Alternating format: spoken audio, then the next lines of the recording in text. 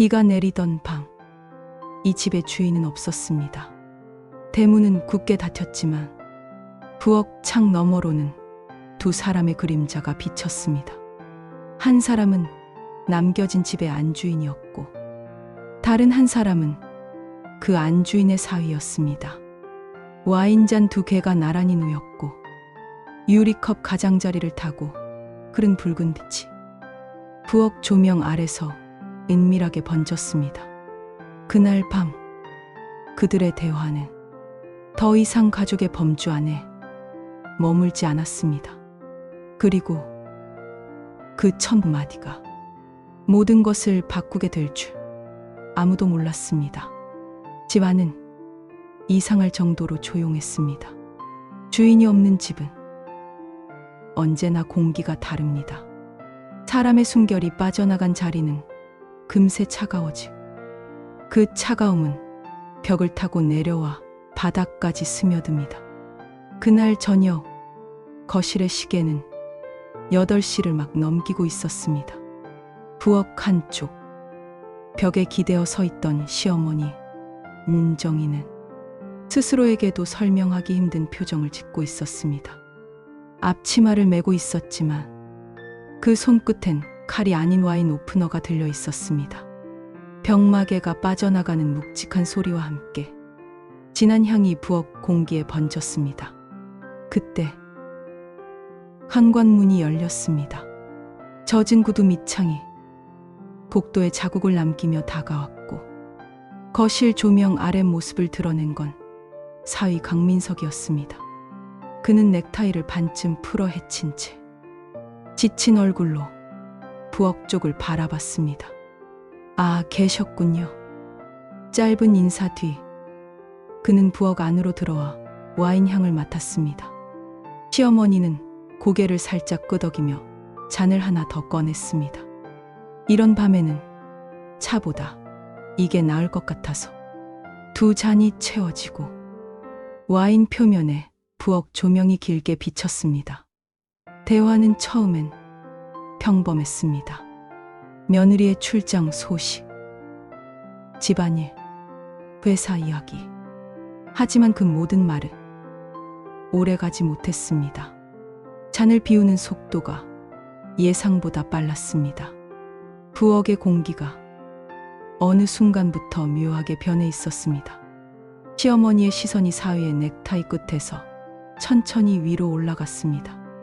눈이 마주친 순간 민석은 잔을 내려놓으며 웃었습니다. 이렇게 조용한 집은 처음이네요. 시어머니의 입꼬리가 아주 조금 올라갔습니다. 조용한 건 좋은 거예요. 불필요한 소리가 없으니까 필요한 말만 하게 되죠. 그 말과 함께 그녀는 와인을 더 따랐습니다. 잔이 채워질 때마다 두 사람 사이의 거리는 조금씩 좁혀졌습니다. 시계는 9시를 향해 가고 있었습니다. 민석 씨. 그녀가 이름을 불렀습니다. 사위의 시선이 움직였습니다. 살다 보면 말할 수 없는 일들이 있죠. 민석은 대답 대신 와인을 마셨습니다. 잔이 비워질 때까지 눈은 시어머니에게서 떨어지지 않았습니다. 그 순간 부엌 불빛이 유난히 따뜻하게 느껴졌습니다. 바깥의 빗소리는 점점 커졌고 집안은 두 사람의 호흡으로만 채워지고 있었습니다. 시어머니는 천천히 잔을 내려놓았습니다. 그리고 아주 자연스럽게 사위의 셔츠 깃에 손을 올렸습니다. 단추 하나가 느슨하게 풀려 있었고 그녀는 그것을 잠시 매만지다 그대로 손을 거두었습니다. 아무 말도 하지 않았지만 그 순간의 정적이 모든 것을 대신했습니다. 시계 초침이 유난히 크게 들렸습니다. 민석은 잔을 들고 시어머니와 다시 눈을 맞췄습니다. 그 눈빛엔 경계와 호기심, 그리고 설명하기 힘든 다른 감정이 섞여 있었습니다. 그리고 그 순간 바깥의 빗줄기가 더욱 거세졌습니다. 두 사람의 대화는 이제 가족의 범주 안에서 머물 수 없다는 것을 서로가 알지 못한 척 동시에 느끼고 있었습니다. 그날 밤, 이 집의 균형은 이미 무너지고 있었습니다. 시계는 9시를 조금 넘기고 있었습니다. 부엌 창밖으로 떨어지는 빗방울이 유리창을 타고 길게 흘러내렸습니다. 그 물줄기 너머로 보이는 두 사람의 모습은 밖에서 본다면 그저 조용히 와인을 나누는 장면이었을 것입니다. 하지만 부엌 안의 공기는 이미 달라져 있었습니다. 와인병은 절반 이상이 비어 있었고 잔의 표면에는 조명이 비쳐 은근한 빛을 내고 있었습니다. 시어머니 윤정이는 잔을 가볍게 흔들며 눈길을 창밖이 아닌 사위 강민석에게 두고 있었습니다. 민석 씨. 그녀의 목소리는 낮았지만 부엌의 정적 속에서 유난히 선명하게 들렸습니다. 네, 내가 당신에게 부탁할 일이 있어요. 짧지만 무게감 있는 말이었습니다. 민석은 잔을 내려놓으며 그녀를 바라봤습니다. 어떤 부탁이신데요? 그녀는 바로 대답하지 않았습니다. 대신 의자에서 일어나 부엌 맞은편 벽장으로 향했습니다. 발소리가 조용히 울렸고 곧 그녀의 손에는 오래된 사진 앨범이 들려 있었습니다. 앨범을 테이블 위에 내려놓는 순간 민석의 시선이 그 표지에서 손끝으로 옮겨갔습니다. 윤정이는 앨범을 펼쳐 한 장의 사진을 꺼냈습니다. 그 사진 속에는 젊은 며느리 그리고 낯선 남자가 있었습니다. 둘은 나란히 서서 분명한 친밀함을 드러내고 있었습니다. 민석의 눈썹이 미세하게 움직였습니다. 이건 언제 찍은 겁니까? 그녀의 대답은 짧았습니다. 결혼 전이에요. 하지만 이걸 누가 가지고 있는지는 나뿐만이 아니죠. 말 끝에 그녀의 손가락이 사진 모서리를 천천히 돌렸습니다. 그 동작이 어쩐지 사진 자체보다 더 은밀하게 느껴졌습니다. 민석은 사진을 내려다보다가 잔에 남은 와인을 단숨에 비웠습니다. 그 와인 한 모금이 목을 타고 내려가는 동안 그의 머릿속에는 수많은 계산이 스쳐갔습니다. 왜 저에게 이걸 보여주시는 거죠? 윤정이는 시선을 피하지 않았습니다. 오히려 조금 더 가까이 다가와 그의 앞에 섰습니다. 우리 둘 다 지켜야 할 게 있잖아요. 그 말과 함께 그녀는 테이블 위 흘러내린 와인을 손가락으로 닦았습니다. 그 손끝이 잔의 표면을 스치고 잠시 민석 쪽으로 향했다가 멈췄습니다. 부엌 시계 초침이 유난히 크게 울렸습니다. 그 소리 사이로 바깥 빗소리가 더 거세졌습니다.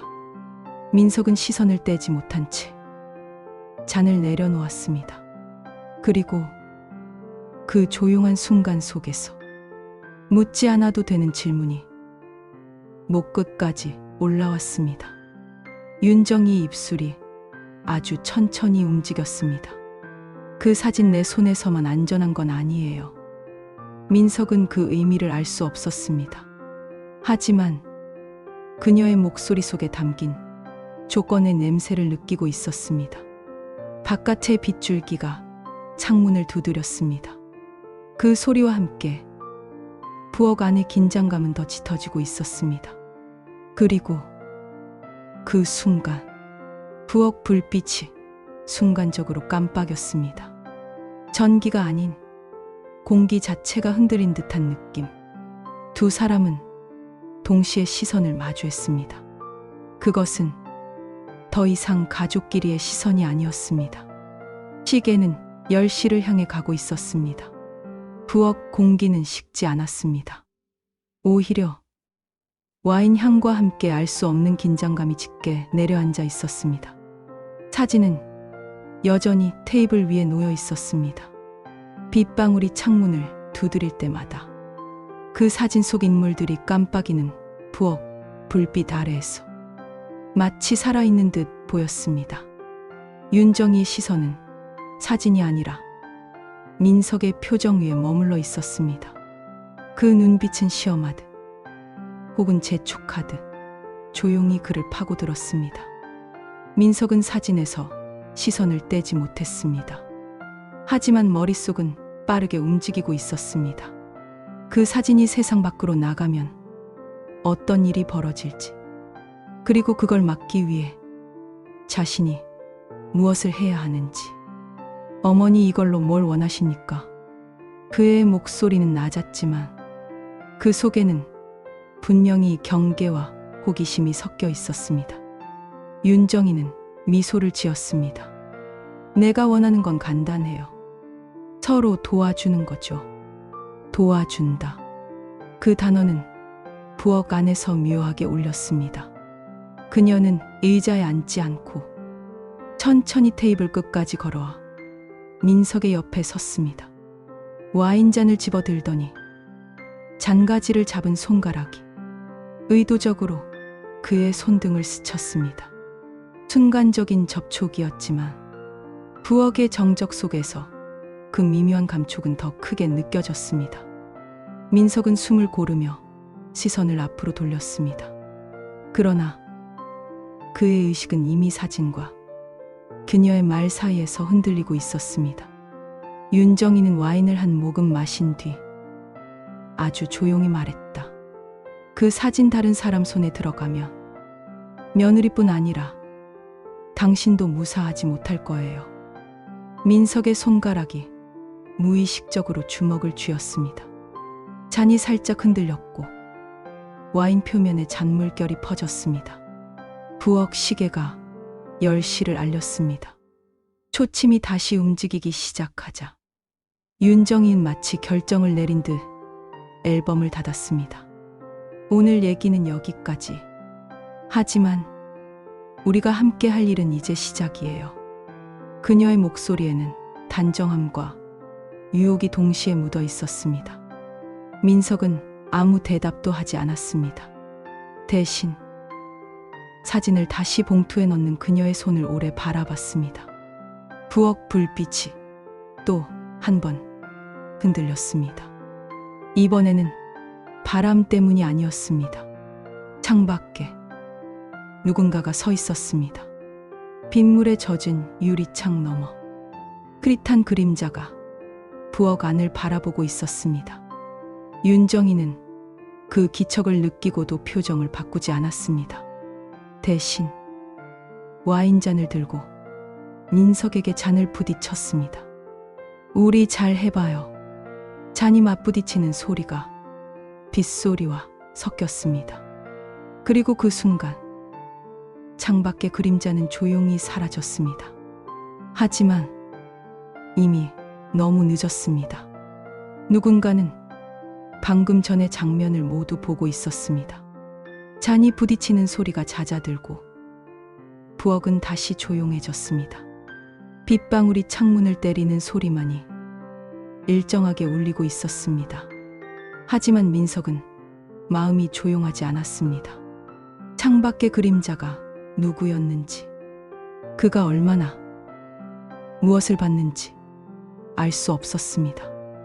윤정이는 여전히 여유로운 표정을 하고 있었습니다. 와인잔을 내려놓고 봉투 속 사진을 천천히 접어 가방에 넣었습니다. 그 손끝에는 단단한 확신이 서 있었습니다. 이제 우리 얘긴 끝난 거죠? 민석이 낮게 물었습니다. 윤정이는 고개를 저었습니다. 아니요. 이제 시작이에요. 그녀는 부엌 불을 끄고 거실로 걸어갔습니다. 조명이 꺼진 부엌에는 빗소리와 두 사람의 발자국 소리만 남았습니다. 민석은 잠시 그 자리에 서서 창밖을 다시 바라봤습니다. 그러나 그림자는 사라지고 없었습니다. 거실 소파에 앉은 윤정이는 민석을 손짓으로 불렀습니다. 그는 천천히 다가가 소파 맞은편에 앉았습니다. 두 사람 사이에는 여전히 와인잔 하나가 놓여 있었고 그 안에 붉은 액체가 조명 아래서 은밀하게 빛났습니다. 당신이 그 사진을 본 순간부터 우리는 같은 배를 탄 거예요. 윤정이의 목소리는 낮고 단호했습니다. 민석은 무표정하게 그녀를 바라봤지만 속으로는 무겁게 숨을 고르고 있었습니다. 만약 그 배가 침몰하면요. 그녀는 잔을 들어 올리며 미소 지었습니다. 그럼 같이 가라앉는 거죠. 순간 거실 한쪽에서 미세한 소리가 들렸습니다. 마치 바닥이 살짝 울리는 듯한 발걸음 같은 소리. 민석이 고개를 돌렸지만 아무도 없었습니다. 그러나 윤정이의 시선은 이미 다른 곳을 향하고 있었습니다. 누군가 여기 있었어요. 그녀의 목소리가 낮게 가라앉았습니다. 민석의 눈빛이 날카로워졌습니다. 그때 거실 창문 아래쪽에서 물방울이 길게 흘러내리는 것이 보였습니다. 누군가 바로 조금 전까지 그 창문 앞에 서 있었던 것입니다. 윤정이는 잔을 내려놓고 자리에서 일어났습니다. 창문 쪽으로 다가가 커튼을 젖혔지만 이미 빗속 골목은 텅 비어 있었습니다. 그녀는 커튼을 다시 닫으며 민석을 돌아봤습니다. 우리 더 조심해야겠네요. 그 말 속에는 단순한 경계심이 아니라 이제는 돌이킬 수 없다는 깨달음이 섞여 있었습니다. 부엌에서 민석의 휴대전화가 진동했습니다. 그는 걸어가 화면을 확인했고 발신자는 부재 중인 며느리였습니다. 화면에는 짧은 문자 한 줄이 떠 있었습니다. 오늘 밤 집에 갈지도 몰라. 민석의 시선이 천천히 윤정이로 향했습니다. 그녀 역시 휴대폰을 들고 있었고 화면에 무언가를 보고 있었습니다. 두 사람의 눈빛이 잠시 얽혔습니다. 그 순간 서로가 같은 생각을 하고 있다는 것을 굳이 말하지 않아도 알 수 있었습니다. 빗소리는 여전히 거세게 내리고 있었지만 이 집안의 공기는 이미 폭풍의 전조로 바뀌어 있었습니다. 민석은 휴대전화를 손에 쥔 채 화면에서 눈을 떼지 못했습니다. 오늘 밤 집에 갈지도 몰라. 그 한 줄이 부엌의 공기를 순식간에 바꿔놓았습니다. 윤정이 역시 조용히 휴대전화를 내려놓았습니다. 그녀의 시선은 창밖으로 향했지만 그 표정은 무언가를 이미 결정한 사람의 것이었습니다. 생각보다 시간이 없네요. 짧게 뱉어진 그 한마디가 이 밤의 나머지를 결정지을 듯 묵직하게 울렸습니다. 민석은 천천히 와인잔을 집어 들었습니다. 잔 속 붉은 액체가 흔들리며 조명 아래에서 묘하게 번졌습니다. 그는 한 모금 삼키고 잔을 내려놓으며 말했다. 그럼 오늘 끝을 봐야겠군요. 윤정이는 그를 바라보다가 아주 천천히 미소 지었습니다. 끝이 아닐 수도 있죠. 시작일지도. 그 순간 현관 쪽에서 열쇠가 돌아가는 소리가 뚜렷하게 들렸습니다. 두 사람 모두 동시에 시선을 문 쪽으로 향했습니다. 빗물 냄새와 함께 차가운 바람이 거실 안으로 밀려 들어왔습니다. 그리고 어둠 속에서 한 여자의 실루엣이 천천히 모습을 드러냈습니다. 그 실루엣은 바로 며느리였습니다. 화면은 그녀의 젖은 구두 끝에서 천천히 위로 올라가 마지막으로 눈빛에 멈췄습니다. 그 눈빛 속에는 피곤함도 놀라움도 아니 차갑게 닫힌 무언가가 담겨 있었습니다. 그날 밤 세 사람은 서로 다른 무기를 쥐고 있었다. 하지만 누가 먼저 꺼낼지는 아무도 몰랐다. 다음 화 사진 한 장, 그리고 거래에서 이어집니다.